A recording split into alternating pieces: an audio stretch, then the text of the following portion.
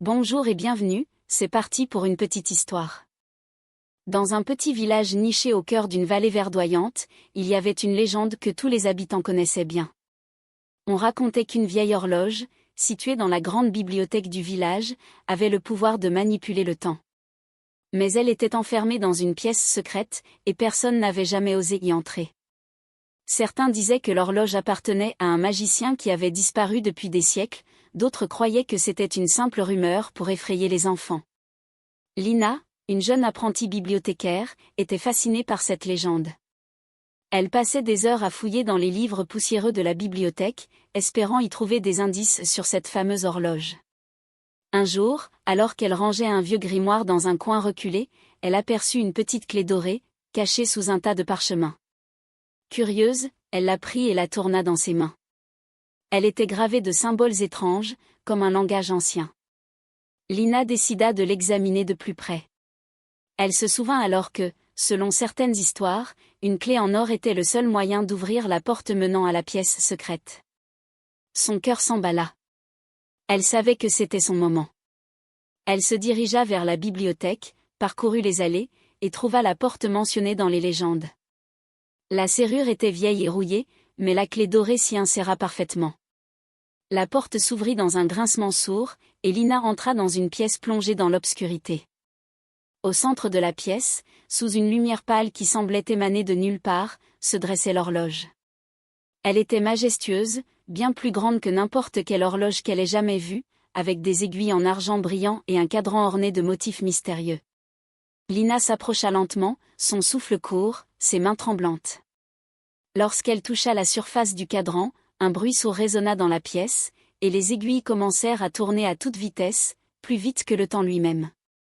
Une brume étrange envahit la salle, et Lina ferma les yeux, prise de vertige. Lorsqu'elle les rouvrit, elle n'était plus dans la bibliothèque. Elle se trouvait dans un monde qu'elle n'avait jamais vu, un monde où les arbres étaient d'un bleu profond et les cieux d'un rouge incandescent. Il n'y avait pas de soleil, mais une lumière étrange baignait tout. Autour d'elle, des silhouettes floues semblaient se déplacer dans une direction précise, comme si elles suivaient un chemin invisible. « Bienvenue », dit une voix douce, mais empreinte de mystère. Lina tourna la tête et aperçut une vieille femme vêtue d'un manteau étoilé. « Tu as activé l'horloge du temps », poursuivit-elle. « Tu t'es retrouvée dans l'entre-temps, un endroit où le passé, le présent et l'avenir se croisent. Peu de gens ont eu cette chance. » Lina, bien que bouleversée, écouta attentivement. « Que dois-je faire ici ?» demanda-t-elle, une pointe de crainte dans la voix. La vieille femme sourit. « Rien, et tout. Tu vois, l'horloge du temps ne manipule pas seulement le temps. Elle offre à ceux qui la trouvent la possibilité de réparer une erreur de leur passé, de changer une décision qu'ils regretteront toujours. Mais attention, chaque changement a son prix. » Lina se sentit soudainement envahie par le poids de ses choix passés. Elle pensa à sa mère, qu'elle avait perdue trop tôt, à cette décision de partir à la recherche de réponses, à cette rupture qu'elle n'avait jamais regrettée mais qui lui manquait quand même. « Je ne veux pas d'un changement qui fasse plus de mal, » dit-elle, la voix tremblante. « Je veux juste comprendre. » La vieille femme hocha la tête. « Alors laisse l'horloge tourner pour toi. Ne fais rien, mais observe. Parfois, comprendre une erreur est le plus grand cadeau. » Lina resta dans l'entre-temps pendant ce qui sembla être des heures. Elle observa les silhouettes floues, les paysages changeants, et les différentes versions d'elle-même qu'elle apercevait à chaque coin. Des versions de Lina qui avaient pris d'autres décisions, qui avaient suivi d'autres chemins. Elle comprit, à cet instant précis, que chaque choix qu'elle avait fait faisait partie de ce qu'elle était devenue. Ses erreurs, ses regrets, étaient simplement des étapes qui l'avaient menée à ce moment.